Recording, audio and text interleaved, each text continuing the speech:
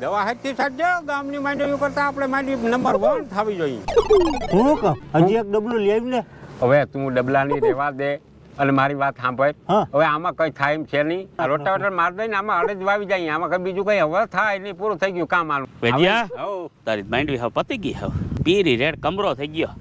માર દે જોતા ઢગલો એવડી દવામાં સાટી દીધી. કઈ તું મારા ભેરો વયો આવી તારી આ પીરીને લીલી કરાવી દઉં.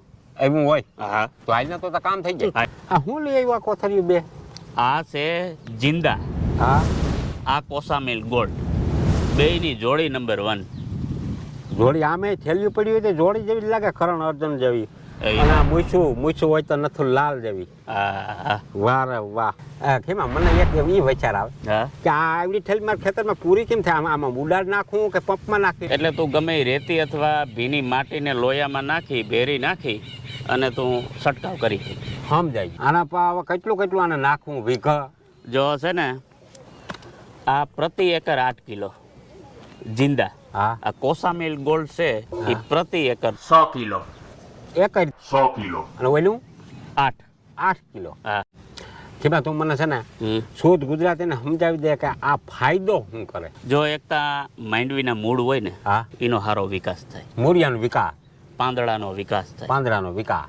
અને જે આ તારી પીરી પડી ગયા ને પાંદડા, હા બરોબર, મન પડે એ દવા સાઈટી રાખી હા ને એ વાત એ તારે થોડાક દીમાં પાંદડા લીલા સમ થઈ જાય. બસ જો ઈ જ જોઈ મારા. બરોબર છે. હા. પછી મોટામાં મોટો બીજો ફાયદો શું ખબર છે?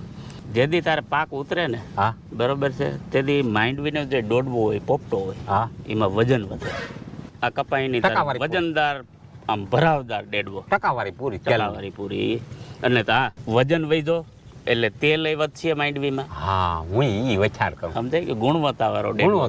ગુણવત્તા. હા આ કેમાં આ ઝીંક છે ઝીંક? હા એ શું કામ આવે? આ ઝીંક છે ને એક મગફળીમાં જે કોઈ પણ છોડવો હોય ને એના તંતુ મૂળનો વિકાસ કરે. પછી બીજા નંબરમાં રોગ પ્રતિકારક શક્તિ અને તંતુ મૂળનો વિકાસ કરે. એટલે એક જાતનું પ્રોટીન છે લે ને. પ્રોટીન.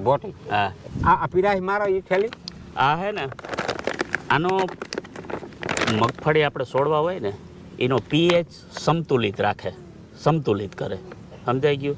જેને કારણે તેલની ટકાવારી વધે. હા બસ ઈ જોઈ. સમજાઈ ગયું? તેલ એટલે તું મારો ભાઈ આઈ જ લઈને ઉપાડ 60 પછી જો 10-12 દી પછી એનું રિઝલ્ટ જોઉં